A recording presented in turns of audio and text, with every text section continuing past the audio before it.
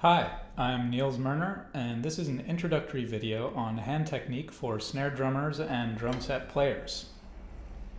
First off, there are three basic grips. You have German grip, like so, French grip, like so, and traditional grip, like so. Today, what I'm going to cover is German grip, or German technique, also known as matched grip.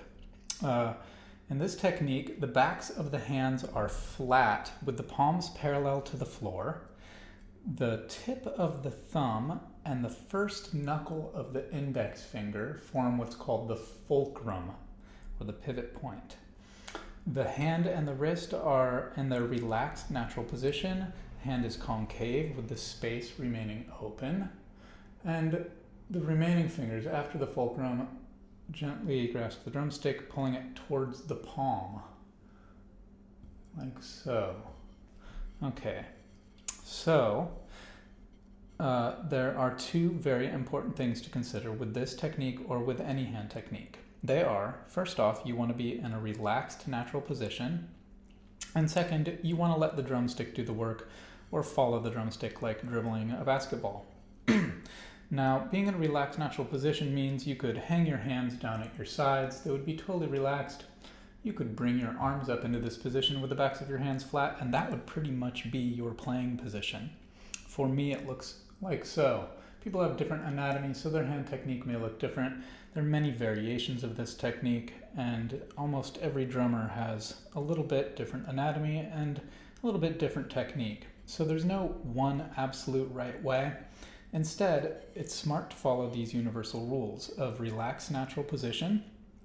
And second, you want to imagine that this is a broomstick with a basketball on the end. And what that means is you are going to try to dribble the basketball with the broomstick.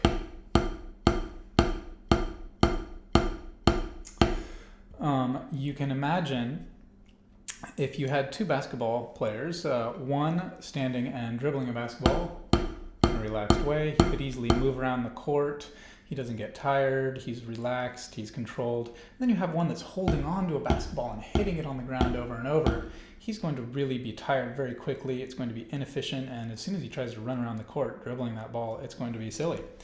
So the same is true of the relaxed natural hand and wrist position. You could imagine a marathon runner if he was going to try and run a marathon, but first he was going to twist his knees or bend an arm in or a foot inwards and then try and run this marathon. It would be really inefficient and he would probably get an injury or worse. So those two things are your main points. After you've got the hand position, quick recap on the hand position. The backs of the hands are flat with the palms parallel to the floor. The fulcrum is formed between the tip of the thumb and the first knuckle of the index finger. The remaining fingers are resting gently on the drumstick, pulling it into the palm. The wrist is relatively straight in its relaxed position. The hand is allowed to remain concave, and this space stays open to some degree. Now I'm going to show you a quick exercise where you can practice sort of dribbling the drumsticks like basketballs on broomsticks. This is called 8 on a hand, and what you're going to do is you're going to play 8 right hands. 1, 2, 3, 4, 5, 6, 7, 8, and then 8 left hands. 1, 2, 3, 4, 5, 6, 7, 8.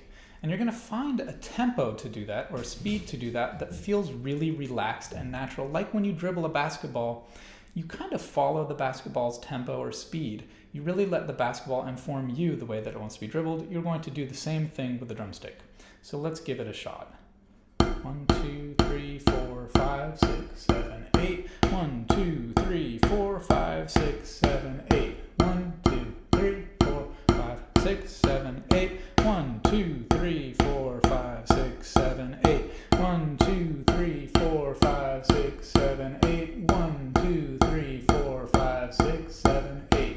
So that's an exercise called 8 on a hand, and that should get you started learning good hand technique.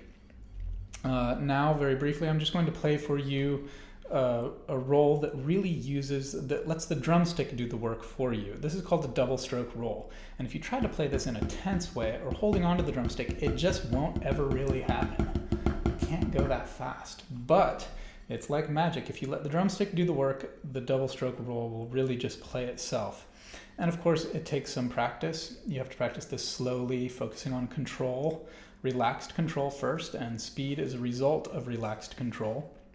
If you try to get tense and grab after speed too soon, you'll form a plateau and you won't really be able to get faster. So here is a double stroke roll, played from slow to slow in a relaxed way, letting the drumstick do the work and letting it bounce.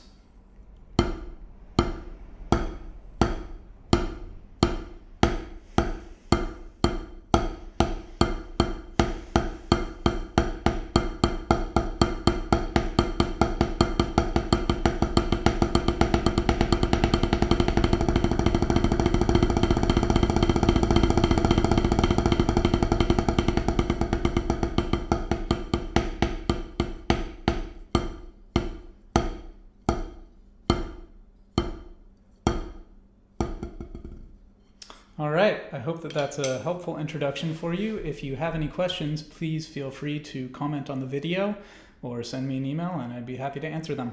Thanks for watching.